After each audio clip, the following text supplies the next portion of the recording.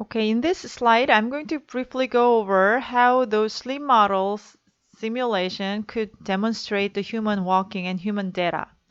The pioneering paper written by proposed by Geyer and his colleagues are first claiming that the walking and runnings are not very separate, different mechanism, but shares the spring-based mechanics for its motion description. So compliant leg behavior could explain the basic dynamics of walking and running. So kind of integrations of walking and running using the spring leg. That's his major contribution. So these are the experimental data for humans for walking, like a ground reaction force, like an M-shaped vertical, and sort of minus and plus sinusoidal like anterior posterior forward and backward direction. And this is a central mass profiles over the displacement, y directional motion. And just using very simple spring mass model using three model parameters like a predefined touchdown angle and leg stiffness and the energy level, a model could really well demonstrate the dynamics of the ground reaction force like M-shaped vertical ground reaction forces and minus and plus horizontal forces and even central mass trajectory, which cannot be demonstrated using the inverted pendulum. This dashed line is the trajectory for the central mass using the inverted pendulum. And by varying those model parameters, okay, the model could generate a symmetric gait, which we could observe from the patient's gait, and also some flattened ground reaction force profiles where we can observe for the elderly walking or other walkings. So it's pretty good descriptions about of using a spring mechanism for the walking. So if you are searching for the solution dimension, solution domain using as a function of three model parameters like a predefined touchdown angle, leg stiffness, and the energy level, you will have some certain domain range for the walking, like a double peaks. And there are separate solution ranges for the multiple peaks, okay? And interestingly, like if you enhance the energy level, you can have a pretty large domain, solution domain describing the running, the single hump. So by having like three different model parameters, we will sort of integrate the solution for the running and the walking using a simple mass spring system.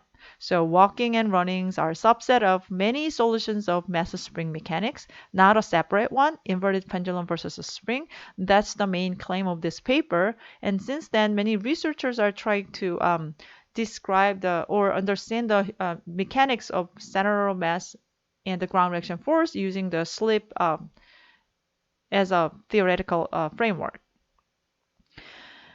Okay, so now I'm going to introduce what our lab is interested in recently. So with the sleep model description for the walking ground reaction force behaviors and the central mass, what we focused on is what causes those discrepancy. Of course, this is due to the model simplicity and what specifically model simplification induced those discrepancies here. So as you could see, model shows more exaggerated the force profiles, right? We found that actually came from the point contact assumptions. Usually human has a foot, okay? And then your set a contact point, which is actually a center of pressure point, moves from heel to toe while you are actually doing the stance during the stance phase, right? So without having those center of pressure forward progression with the point foot assumption, your motion should be exaggerated, right? To mimic the human-like step length, that means you have a lot greater angular motion of the spring pendulum, so which will generate the greater length change for the spring and then greater ground reaction forces. So based on the human central pressure observation, we found that the central pressure acceleration sort of showing a sinusoidal profile. So using that as changed model parameters, we found pretty well data matching simulation results with the data. So these are as a function of gate speed from 1.1 to 1.5. Usually the humans preferred gate speeds for the young subjects are something ranges around 1.2 and 1.3. So I'd say this is a slow gate, this is a preferred gate, and this is a fast gate. And the y-axis shows the different simulation results for changing the stiffness, leg stiffness.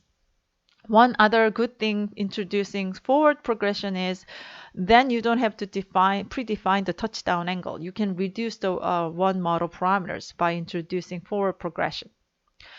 Okay, so as you can see here, with the faster gates, well, those like thin gray lines are representing the human data at the slow speed, self-selected speed, and the faster speed. As you can see, the ground reaction force gets more higher peaks for the faster gates compared to the slower gate, which has a sort of flat profiles.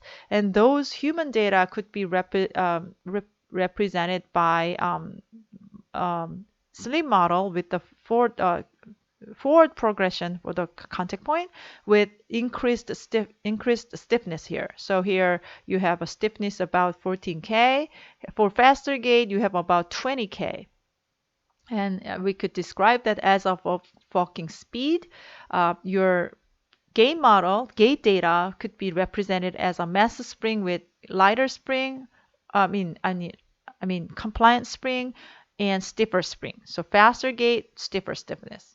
Okay, so based on many other analysis for the gate, we found that those omega and the natural frequency of the mass spring system, which is very important parameter for engineering field, square root of k over m is actually plays a role of good indicator for describing gate speed, gate frequency, and corresponding leg stiffness. So to examine how robust or how important those values are, we thought maybe if we increase the mass at the same speed, maybe your corresponding leg stiffness, effective leg stiffness may increase too. So think about the case where you have an enhanced mass, something like you wear a load, like soldiers wearing the load, something like 20 to 30% of your whole body mass.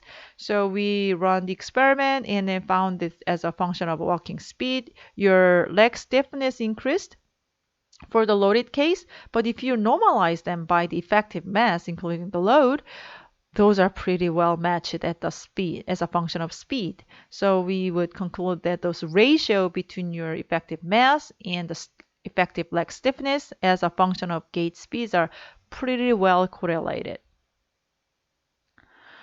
Okay, we also recently worked on how about the bipedal slim model, because as I said before, the simplest slim model proposal doesn't include the swing leg dynamics, right? So you have to define the double support phase leg configuration ahead, right? But similar to the inverted pendulum, we can add a small mass on the swing leg and also additional hip spring. We could make a repeated repeated walking solution. And then with that, you can even not only could expect the ground reaction force profile, you can also predict the hip joint force profiles, which shows pretty good match with the data, like qualitatively.